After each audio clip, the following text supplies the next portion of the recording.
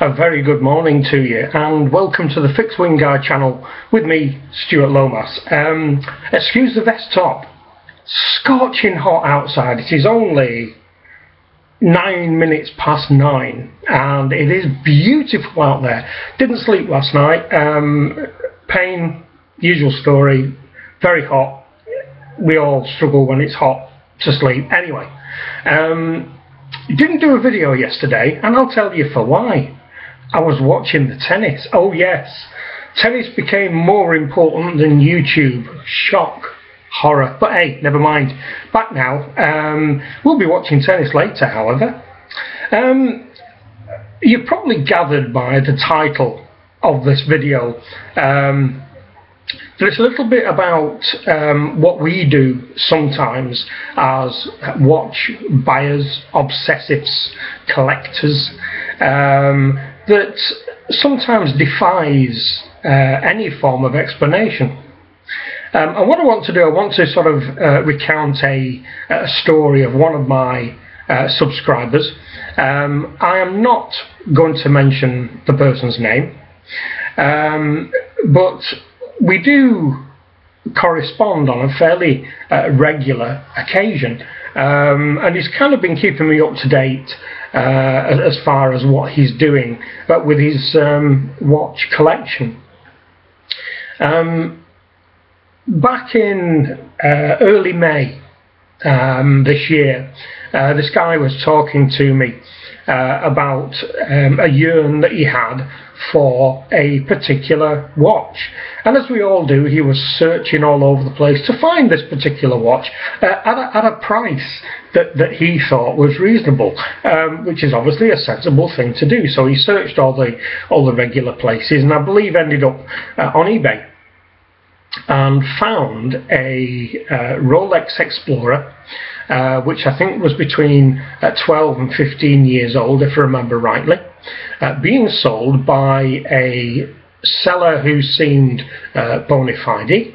Not only seemed bona fide, it has turned out that he was an actual bona fide seller.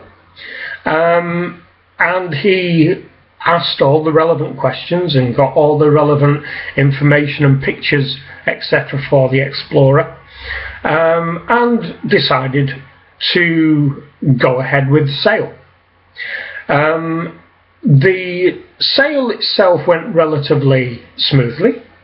The delivery, however, was problematic. He had to wait a fair amount of time between the watch arriving, the watch being ordered and the watch arriving. Now, kind of, that happens, and we have to accept if we were buying outside our own country, we are looking at some form of delay, potentially, somewhere along the line.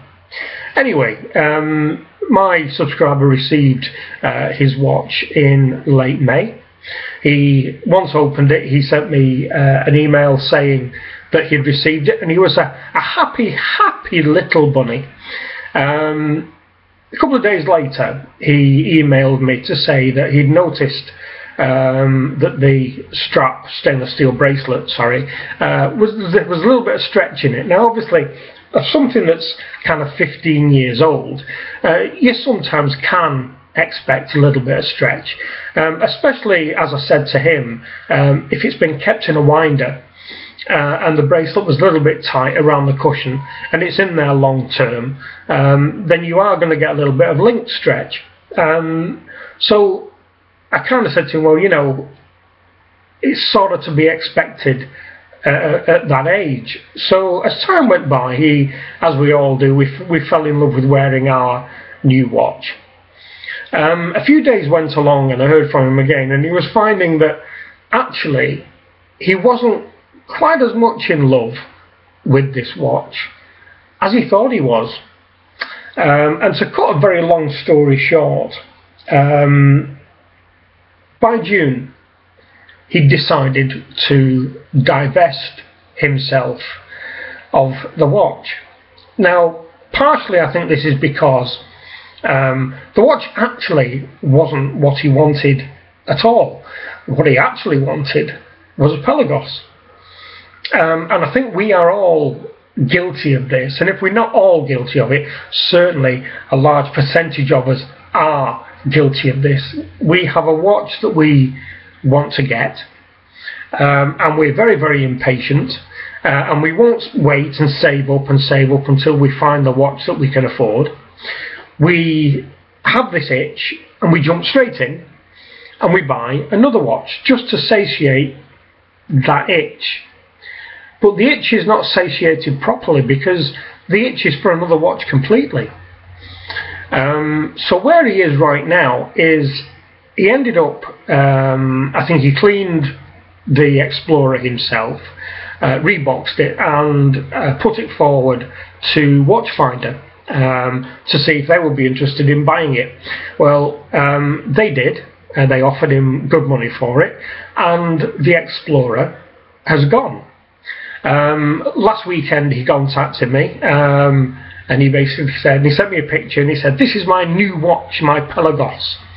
And I opened the picture up, and it was a massive wad of notes, which obviously he's going to use to go out and buy the watch of his dreams, which is exactly what he should have done in the first place. So the moral of this story is, it's a very old saying, you buy in haste and repent at your leisure. Now I'm sure that we've all done that at some point. We have all gone out and bought a watch just to fill a yawning gap that you perceive is there because you can't bring yourself to wait for a particular watch, the actual watch that you want to buy. But I think it's a salient lesson for us all to learn, which is, don't give in to temptation. If you have a particular watch in mind that's really flicking your switch, then just target in on that watch. Because if you buy something mid-term, as it were, you are risking the chance that you might not like it. It'll be an amusement for a couple of days, but you'll never love that watch because all it is a substitute. It's a nothing watch. It will never reach the highs and the potential of the watch that you actually want to put on your wrist. So my advice would be, and hopefully my subscriber has learned, that never take the second best route, because the second best route will never satisfy us, because we're kind of obsessive in that we have this in the back of our head and it's whispering to us all the time, and it doesn't matter whether it's a Rolex or whether it's a Seiko or it's an Omega or whatever it is. It's talking to us, and to jump in the pond and buy something just to satiate that need is a very silly thing to do. And hopefully my subscriber has learned his lesson, and I do think he has. So there you go. That's it for this one. Just be careful. As they used to say, at the beginning of Hill Street Blues, be careful out there. Anyway, that's it for this one. If you've enjoyed it and you don't subscribe already, by all means click that red button. It will be lovely to see your name on the list, and as soon as it arrives I'll drop you a quick line. If you have any comments or queries, down below. If you've ever done exactly this, if you've had a watch in mind that you've loved for as long as you can remember, and you've actually said, I'm going to get that, and then you think, God, but I need to buy something now. Let me know if you've done that and tell me what the situation was, what the outcome was. Have you still got the substitute watch? Or did you do what my subscriber did and flipped it? Anyway, that's it for this one. Any queries, questions, ideas, down below. As always, I will be back later on, but not before, doing a few jobs, watching a little bit of tennis. I'll speak to you soon. Bye bye.